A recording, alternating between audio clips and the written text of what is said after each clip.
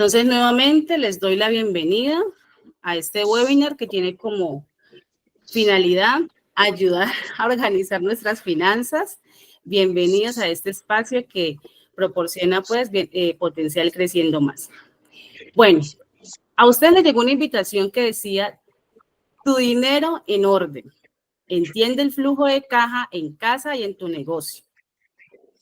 También nos dejaron en ese mensaje, nos han dejado una frase, que es una frase que espero que nos ayude a reflexionar mucho acerca de la forma como nosotros tomamos decisiones.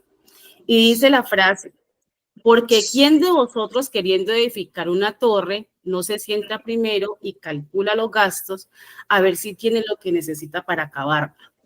Esta frase para mí es una frase que nos insta o nos lleva a hacer una reflexión, a mirar nosotros cómo estamos tomando decisiones en el momento de gastar el dinero.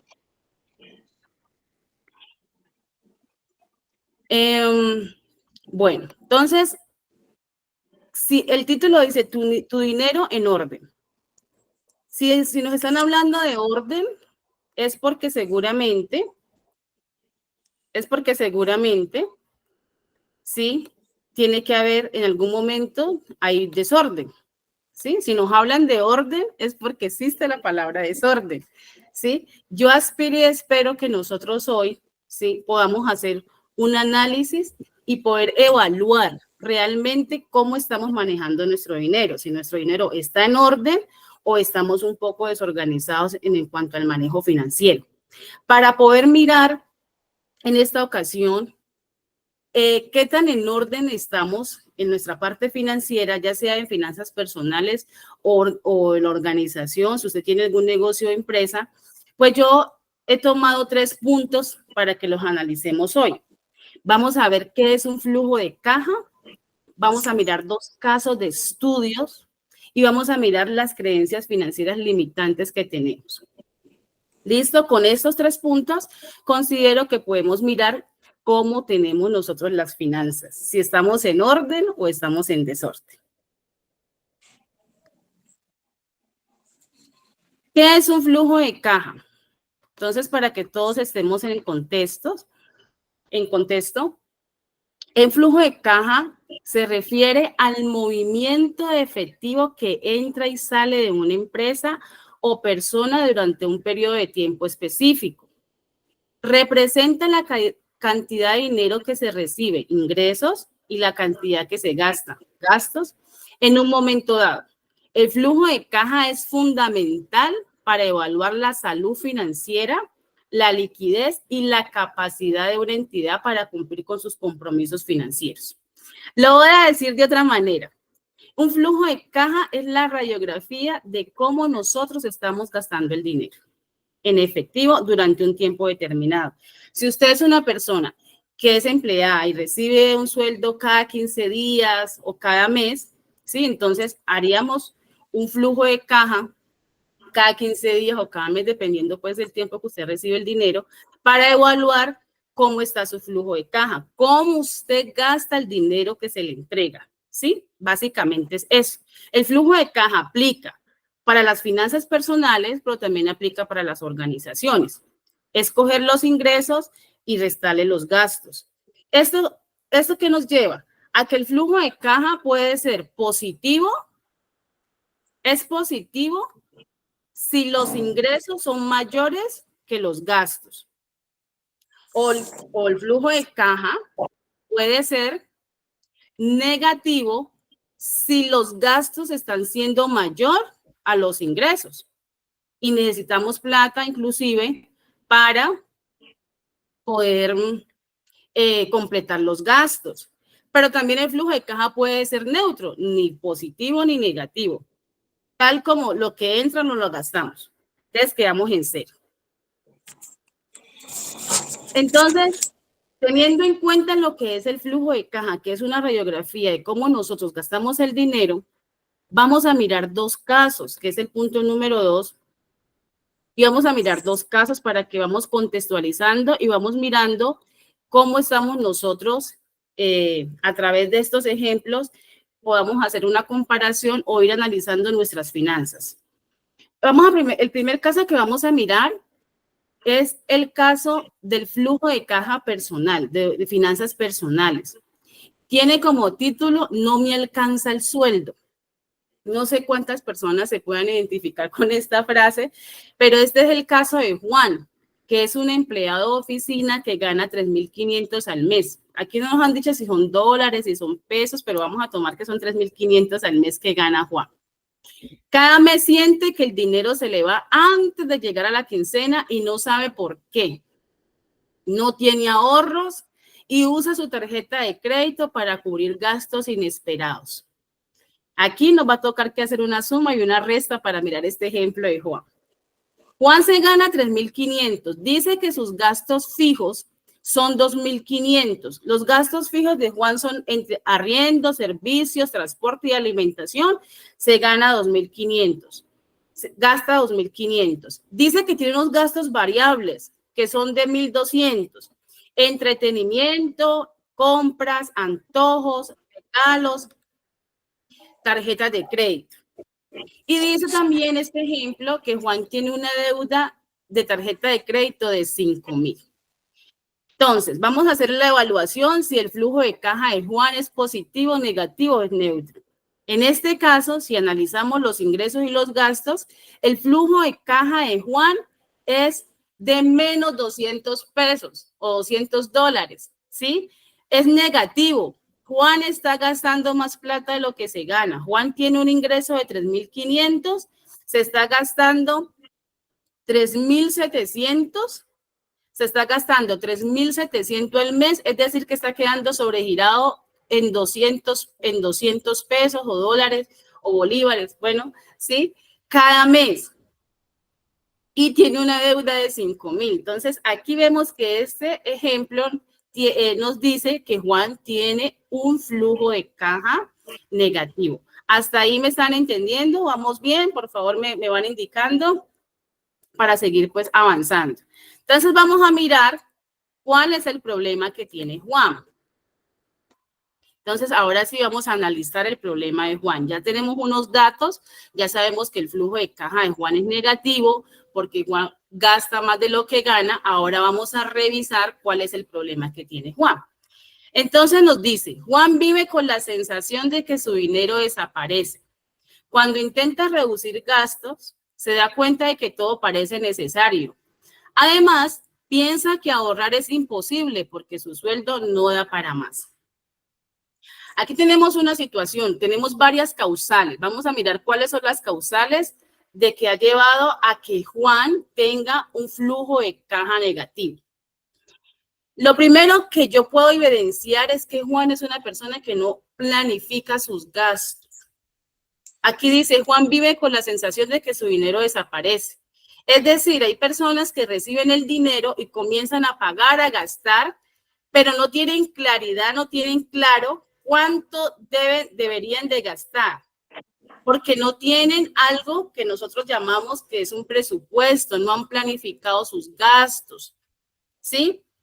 Saben que se ganan 3.500 si es un empleado, se ganan un 3.500 al mes como en el caso de Juan, pero apenas le llega el sueldo comienzan a gastar y a pagar y cuando ya ven se quedan sin plata y les toca como en el caso de Juan, ¿sí? Y les toca como en el caso de Juan pedir prestado para poder cubrir esos gastos porque no hicieron una buena planificación, porque no hicieron un presupuesto.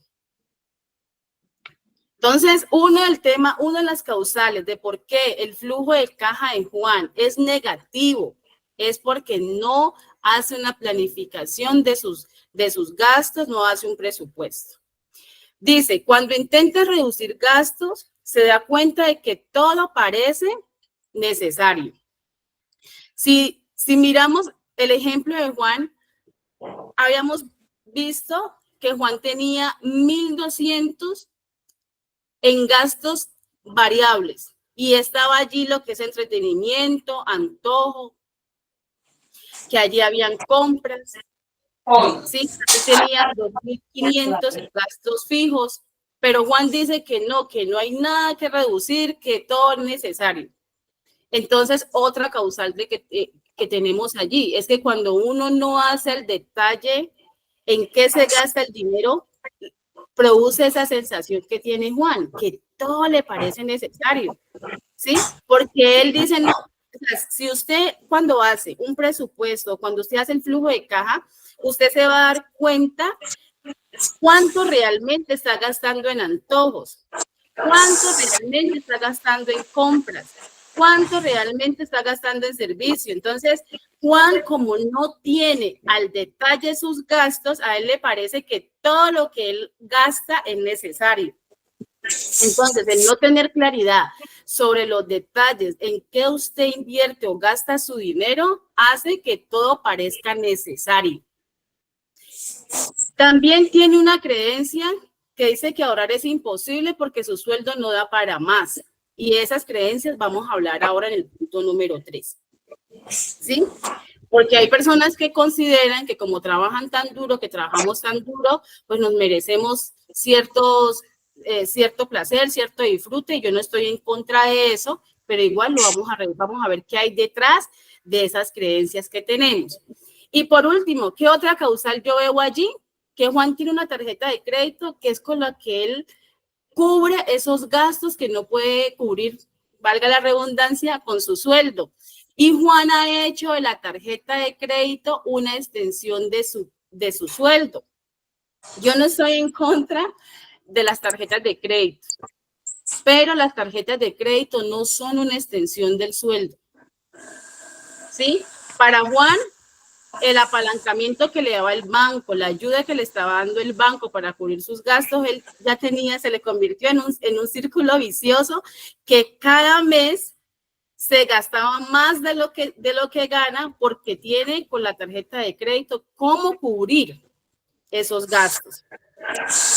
Pero eso se le está convirtiendo en una deuda, ya va en 5,000. Lo que quiere decir que aparte de que vive sobregirado y aparte de eso está quedando con una deuda que tiene que pagar también intereses, porque los bancos nos prestan, pero con intereses. ¿Sí? Hay algunas personas que no utilizan tarjetas de crédito como Juan, pero sí utilizan a familiares, amigos, hasta desconocidos, prestamistas. Aquí en Colombia hay una figura que se llama prestamista, ¿sí? Para poder cubrir cada mes sus gastos. Entonces se vuelve en un círculo vicioso, viviendo del prestado para poder cubrir los gastos.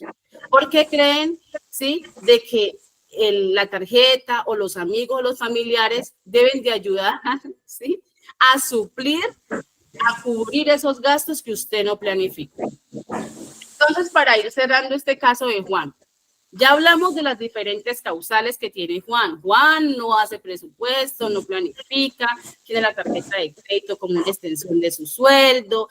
Para él todos los gastos son necesarios, pero vamos a brindarle a Juan unas soluciones, ¿sí? Entonces, la solución para Juan, que yo le podría dar y brindar y decirle, Juan, es necesario antes de gastar el dinero, realizar un presupuesto. Nosotros no podemos coger la plata cuando recibimos la plata y empezar a pagar y gastar y cubrir aquí, cubrir acá, sin tener bien claro, sin tener claridad sobre realmente cuántos son nuestros gastos, a quién le debemos. Sí, tenemos que tener claridad sobre nuestros gastos fijos y sobre nuestros gastos variables. Entonces, antes de empezar a pagar, tenemos que tener un presupuesto. El presupuesto se hace antes de que llegue el dinero a nuestras manos. Si usted recibe el dinero mensual, usted puede hacer un presupuesto mensual. Si usted recibe el dinero quincenal, pues hace un presupuesto quincenal, como usted considere. Pero es necesario que usted, antes de comenzar a gastar, usted tenga claridad en qué se va a gastar la plata. Es importante que usted también registre sus gastos, sus ingresos al detalle. No hacerlo global, porque eso hace que usted no tenga claridad realmente en cuánto está gastando en cada cosa. Entonces, hay que sacar tiempo, pues es una recomendación que yo les hago, ya sea que usted lo haga de manera en Excel o usted lo haga con su cuaderno, no sé cómo usted decide llevarlo, o alguna aplicación. De hecho, ahora las cuentas de ahorro que manejamos nos están indicando cuánto dinero podemos nosotros estar estamos gastando. Usted hace las transacciones, los bancos le están diciendo sus transacciones, usted las coloca. Entonces, uno es realmente ir al detalle. Vamos al detalle. ¿Cuánto me estoy gastando en el entretenimiento? ¿Cuánto me estoy gastando en antojos, en salidas, las compras? ¿Qué clase de compras son? ¿Sí? Cuando nosotros vamos al detalle, vamos a empezar a mirar si realmente es necesario esos gastos que estamos haciendo. Y ahí es donde uno mira y analiza si realmente es como Juan dice, que es imposible ahorrar. Porque seguramente Juan no ha hecho cuentas, ¿sí? Y no sabe Juan, ¿sí? Que realmente puede estar gastando 500, 600, 700 en compras innecesarias, ¿sí? O que está saliendo mucho, que le da muchos antojos. Entonces, no estoy diciendo que no tenga antojos o que no compre, sino que uno debe de ir gastando de acuerdo a lo que usted se gana. Nosotros tenemos que medirnos y tenemos que ser conscientes con el manejo del dinero. Y lo otro que yo veo que para mí es súper importante, el ahorro Juan no lo está teniendo en cuenta y el ahorro es importante. Hay varias formas hay varios propósitos para ahorrar. Hay personas que ahorran tienen algún propósito en especial, quieren salir de viaje, entonces no quieren endeudarse, entonces ahorran, ¿sí? O para comprar algo en la casa, pero también hay un ahorro que es para invertir, porque la inversión, aunque tiene unos riesgos, nos permite que el dinero se multiplique. Si nos va bien, vamos a ver, la idea de la inversión es que el dinero se multiplique, que sume, que si invertimos 100, pues ganar 105, 108, 110. Entonces, el ahorro, dependiendo como nosotros lo tengamos, como lo miremos, desde la perspectiva que lo miremos, debe de ser un rubro súper importante dentro de nuestro presupuesto y nuestro flujo de caja. Qué bueno sería que cuando nosotros hiciéramos nuestro flujo de caja, esa parte de ese ahorro, de inversión, ¿cierto? Estuviera allí bien representativa, ¿sí? Porque eso quiere decir que nos está interesando no solamente gastar, sino hacer que el dinero también en algún momento se nos vaya multiplicando. Entonces, eso es una de las soluciones que podríamos darle al caso de Juan. Ahora vamos a mirar otro ejemplo, pero vamos a mirarlo desde el punto de vista de las personas que tienen negocio, ¿sí? Para mirar cómo se comporta un flujo de caja en este caso, para las personas que tienen negocio. Quiero preguntarles, no sé si de pronto me dan una señal levantando la mano, escribiéndome, si me están entendiendo, si me estoy haciendo entender, cómo vamos para seguir avanzando en el tema.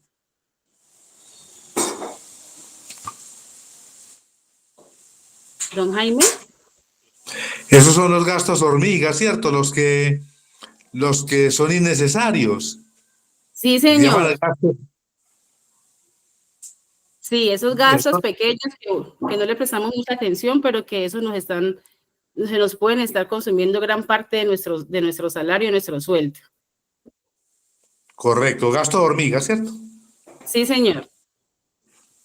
Gracias. Bueno, entonces vamos a mirar lo que es el estudio de caso de las personas que manejan algún negocio o están en la parte empresarial, pues para que miremos los dos ejemplos. Ya miramos el de caso personal, de una finanzas personales, ahora vamos a mirar un caso de una empresa. Entonces, dice que flujo de caja empresarial, el título que tiene este caso es vendemos, pero no vemos el dinero.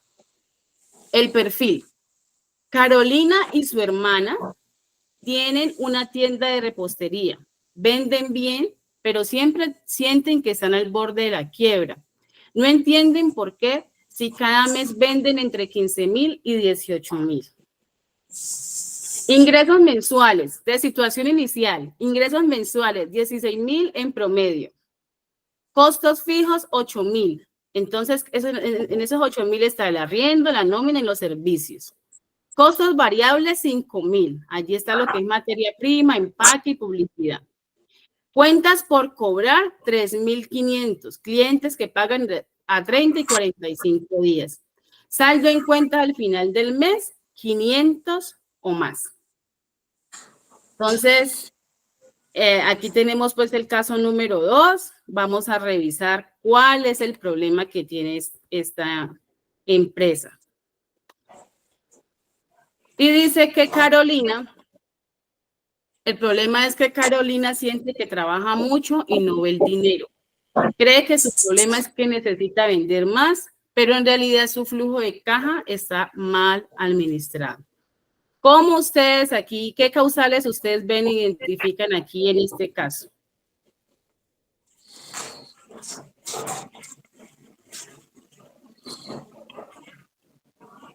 ¿Alguien de pronto me puede decir qué ven allí en este caso que acabamos de mencionar de Carolina? Por favor, ¿cuántos son los gastos variables, los costos variables? Ya lo vamos a mirar nuevamente entonces el caso. Aquí les puse nuevamente la diapositiva.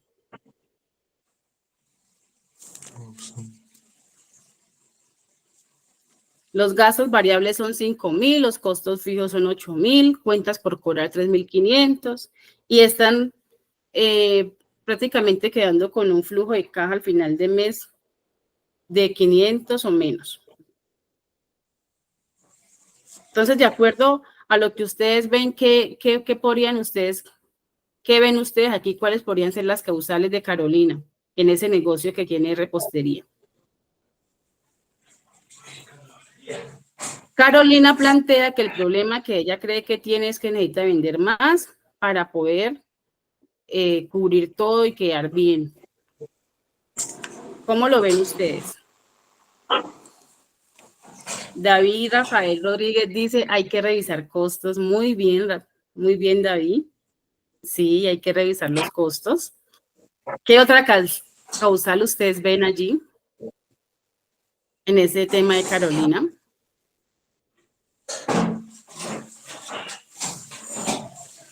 Bueno, yo le puedo ir ayudando también. Entonces, el tema de Carolina. Sí, don Jaime, tranquilo. Cuéntenos.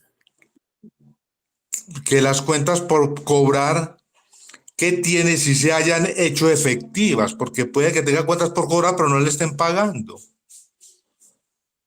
Sí, señor, también está allí un problema que tienen también son las cuentas por cobrar. Bueno, entonces sí, estamos en la misma, tenemos la misma línea, ¿sí? Entonces, mire, yo veo con Carolina y el negocio que ellos tienen, de acuerdo como nos presentan el caso, sí, estoy de acuerdo con David, hay que revisar los costos, porque a veces hay que revisar varias cosas, ¿no? Uno, hay que revisar mermas, qué tan eficiente estamos siendo con el tema de materias primas, ¿sí? Hay que revisar precios, hay que revisar también, comparar con otros proveedores, porque a veces nos casamos con un solo proveedor o con algunos proveedores y no averiguamos de pronto qué otro tipo de proveedores tenga la misma mercancía y a qué precio la podemos obtener. También hay que mirar cómo está funcionando internamente el tema de la materia prima, si los empleados están siendo eficientes con ese tema de la materia prima. Entonces, ahí también habría que mirar unos indicadores de calidad o indicadores que nos permiten mirar cómo se está haciendo, qué tan buena gestión estamos haciendo en ese tema de los costos. Lo mismo los gastos, ¿no? Los gastos también los podemos revisar, el tema de las nóminas, el tema del arriendo, todo eso es un tema de revisión, ¿sí? Para mirar si allí puede tener parte del problema. También hay que revisar los precios de venta, porque a veces nosotros no tenemos claro cómo fijar precios de venta y hay que revisar esa parte y también nuestra competencia, mirar si nuestros precios están por encima, por debajo, o cuál es nuestro diferencial con la competencia, porque puede ser que nosotros estemos dando un muy buen producto de muy buena calidad, pero con unos precios muy bajos. Entonces, usted por mucho que venda, si su rentabilidad es muy pequeña, se tendría que vender mucho volumen para poder ganar. Entonces, los precios también deben de revisarse, los precios de venta. El tema que decía don Jaime, y es de las cuentas por pagar. lo que dice don Jaime es muy cierto. Hay que revisar si realmente están siendo efectivas esas cuentas, si el cliente está pagando. Pero también hay algo importante, don Jaime, para todos. También debemos de mirar si tenemos la capacidad, el músculo financiero para poder vender a crédito. Recuerde, cuando usted dice que va a vender a crédito es porque usted tiene cómo, de alguna manera, cubrir esos gastos. De alguna manera, cubrir esos gastos. Entonces, es importante que nosotros,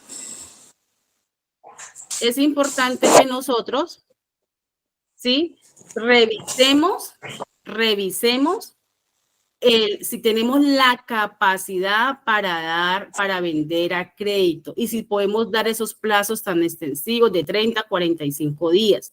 Porque si usted no tiene el músculo financiero, usted le va a tocar que buscar otras alternativas. Otras personas hacen apalancamiento financiero, pero recuerde que cuando usted toma un crédito, usted tiene que pagar intereses. Y si usted, por decirlo así, al cliente le está dando crédito al cliente, no le está cobrando intereses al cliente, el cliente le está pagando a 45 días, usted tiene que pedirle prestado al banco, el banco le va a prestar a usted el dinero, pero con intereses. Lo que quiere decir es que usted está dejando, eso le va a bajar su utilidad. Si usted pensaba ganarse un 10% en esa venta y el banco, por decirlo así, le está cobrando el 2% para ayudarle a ustedes en ese apalancamiento financiero, usted ya no se va a ganar 10, usted se va a ganar 8. Entonces, aparte del flujo efectivo, también hay que mirar en qué tanto, en qué impacto tiene esa cuenta crédito en cuanto a mis utilidades. ¿Sí? Si usted ve que usted tiene respaldo económico, que usted puede conceder créditos, está muy bien, eso también es una estrategia para que el cliente le compre, pero también tiene que revisar cómo está su flujo de caja y que ese impacto pues, no vaya a ser muy, digámoslo así, muy duro en sus temas de utilidades. Es importante mirar esa parte. Yo sé que cuando a veces empezamos negocios o cuando queremos crecer, tenemos que tomar decisiones, pero es muy importante que tengamos primero la información, los datos, ¿sí? Antes de conceder, de dar cosas. Hay personas que a veces nos emocionamos, ¿no? A veces nos emocionamos porque queremos vender y entonces damos el 50, el 100%, hasta el 70% en descuento, 30% de descuento para que la gente llegue. Pero todo eso, lo que son descuentos, los que son plazos de pago, todas esas cosas hay que primero llevarlas, ¿sí? Al documento. Las empresas por lo general tienen estados financieros, ¿sí? Tienen información financiera que nos permiten analizar, pero es importante que antes de tomar decisiones tengamos los datos necesarios para que no tomemos decisiones solamente por la emoción o por querer tener un cliente, sino mirando cuál es el impacto que vamos a recibir sobre eso. Y aquí tengo otra apreciación que hace David, diciendo que hay ocasiones en que los gastos son muy elevados comparativamente con los costos. También es verdad. Ustedes recuerden que los gastos no se recuperan, los costos sí. Entonces, no tiene lógica que lo que me está ayudando a mí a recuperar el dinero, que son los costos, sea mucho inferior a lo que son los gastos. Entonces, también hay que entrar a revisar los gastos y los costos. Déjenme saber, por favor, si me estoy haciendo entender para continuar con nuestro punto número 3, el tema de las creencias. Si alguien tiene una pregunta, alguna observación, también por favor, este es un momento para que ya pasemos pues a nuestro tercer punto, que son las creencias. Porque este caso también de Carolina tiene unas creencias, ¿no? Hay detrás de eso, de esas decisiones que se toman, tienen una creencia que vamos a revisar en este último punto. Gracias, David. Don Jaime, ¿cómo vamos? ¿Cómo vamos todos? Entonces, vamos a pasar a nuestro punto número 3.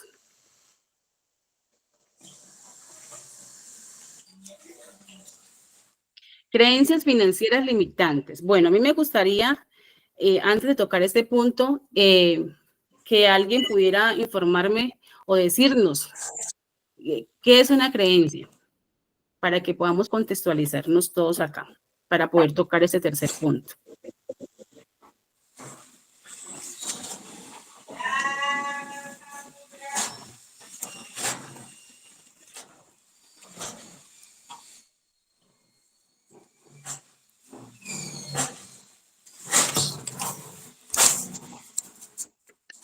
Los voy leyendo.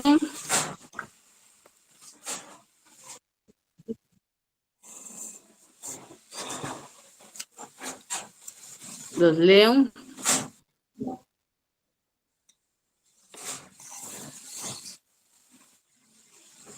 ¿Qué es una creencia?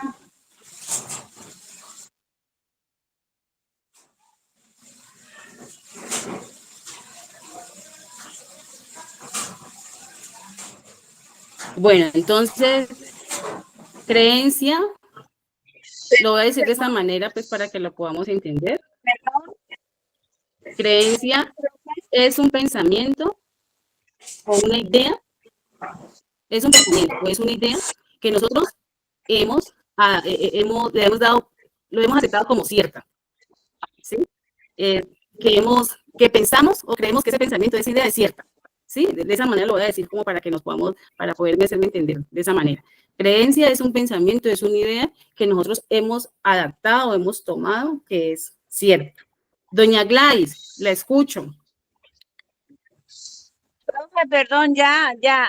Lo que pasa era que no había entendido la pregunta, entonces ya le iba a decir que por favor me la repitiera. Bueno, pero ya la repitió y estoy escuchando su versión. ¿Habrá posibilidad de que habrán otras versiones señora, que podamos exponerla? Claro que sí. Claro que sí. De hecho, aquí tengo una... Les voy a mostrar aquí. Aquí rápidamente. Permítanme un momento. Bueno, entonces, ya les estoy buscando para que también contextualicemos el tema.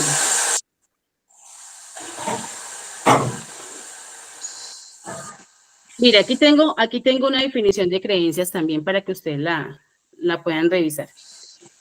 ¿Qué son las creencias? Son pensamientos que damos por cierto y que adoptamos como parte de nuestra identidad. Los creemos tanto que terminamos actuando conforme a ellos sin cuestionarlos. Y las creencias financieras limitantes son esas ideas arraigadas que determinan cómo vemos, usamos y nos relacionamos con el dinero. No actuamos según lo que sabemos, sino según lo que creemos sobre el dinero. Entonces, eso es una definición que también podemos encontrar dentro de muchas. Entonces, teniendo el contexto de que las creencias son pensamientos o son ideas que nosotros tomamos que son ciertas, vamos a revisar estas dos creencias que tenemos aquí.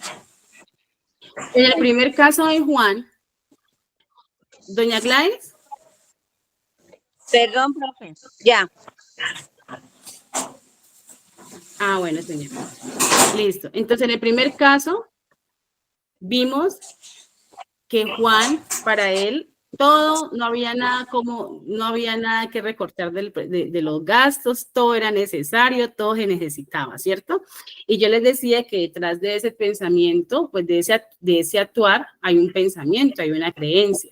Entonces vamos a mirar esa creencia y es trabajé duro, merezco darme un gusto.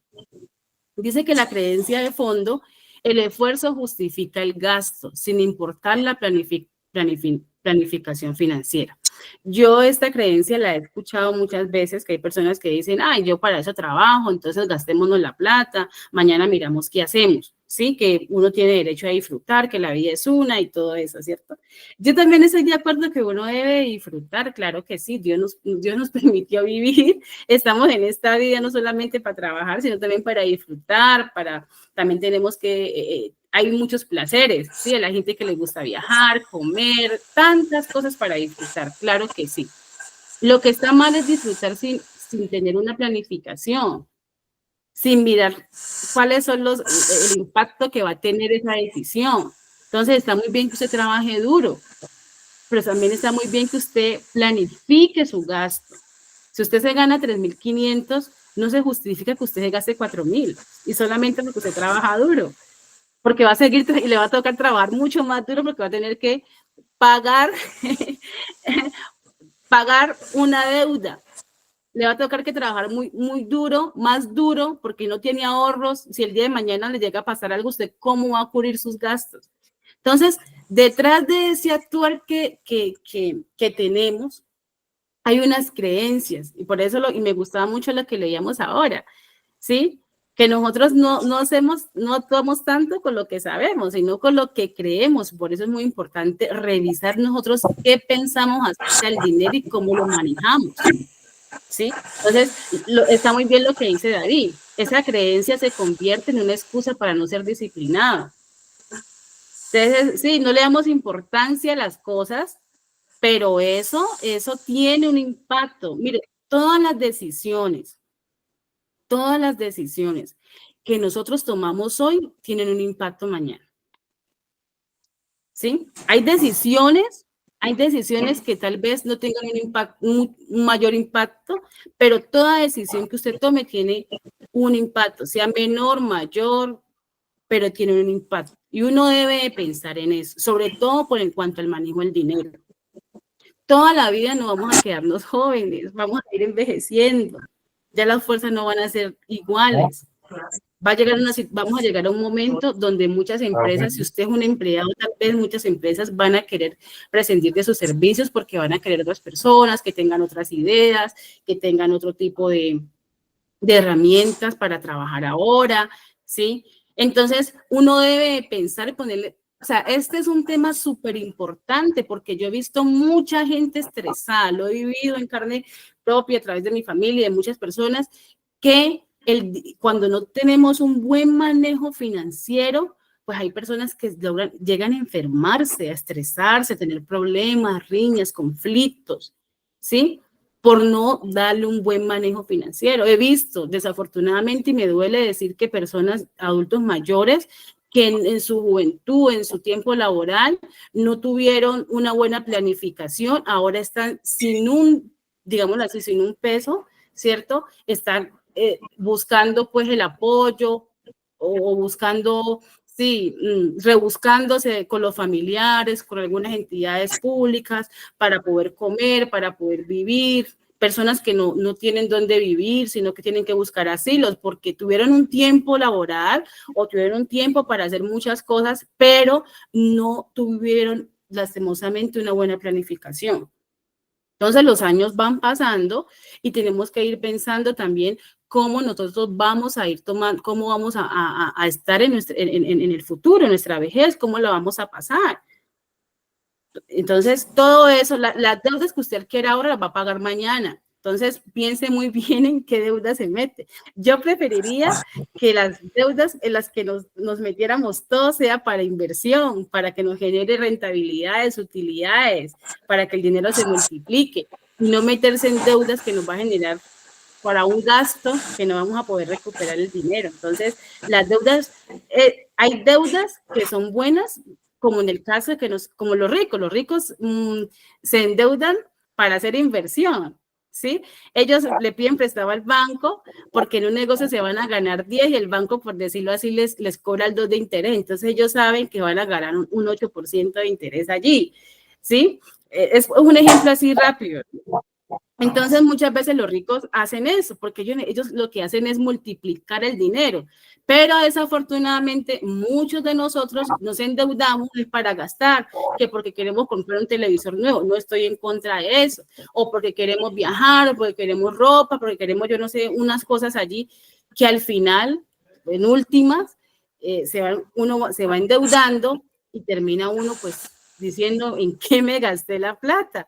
En televisor, en la ropa, en los zapatos, que no está mal porque debemos de vestirnos bien, pero hay que también ponerle límite a los gastos. Hay que ponerle límite a los gastos, hay que hacer un presupuesto, hay que ir al detalle, ¿sí? Y me voy con esta última creencia, Si vendemos más, el problema se soluciona, que era lo que pensaba Carolina, ¿sí? Ella dijo, no, hay que vender más para que eso nos dé más plata y poder cubrir los gastos, pero yo les quiero decir algo, tal vez el problema no sea la venta, que hay que vender más, el problema es un tema de administración, ¿sí? Si usted no sabe administrar 1,000 pesos, hay gente que le dice a uno, no, vea, yo actúo así porque apenas son 1,000 pesos, pero si usted me da 10,000, el tema, la administración sería diferente. No, si usted administra mal 1,000 pesos, 10,000 pesos me lo administra mal, ¿sí? Porque usted, detrás de ese comportamiento, usted tiene unas creencias muy fuertes y usted actúa de acuerdo a lo que usted cree. Lo mismo pasa con la gente con las casas, que hay gente que si usted es desordenado con una casa pequeña, créame que cuando tengo una casa grande también va a ser desordenado.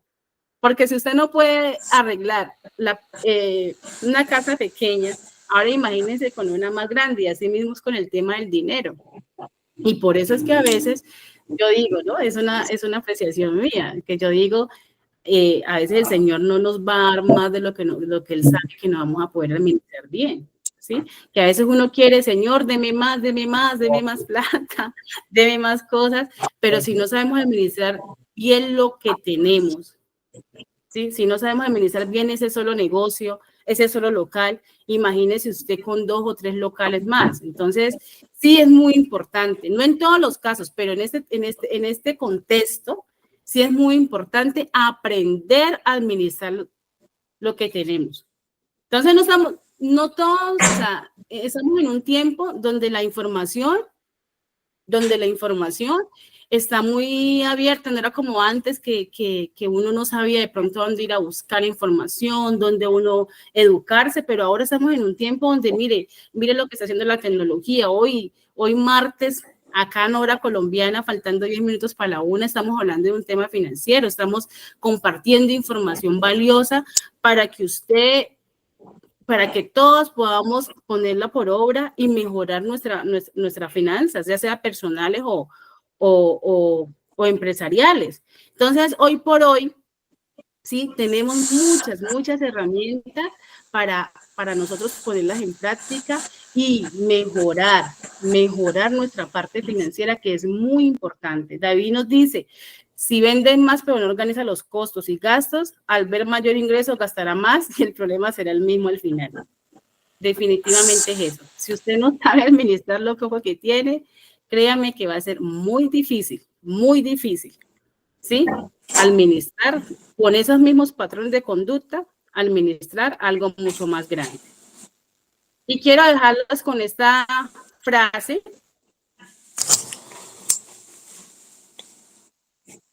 que me parece importante, y es: tus finanzas no cambian cuando ganas más, cambian cuando crees diferente. Nuevamente la repito, tus finanzas no cambian cuando ganas más, cambian cuando crees diferente.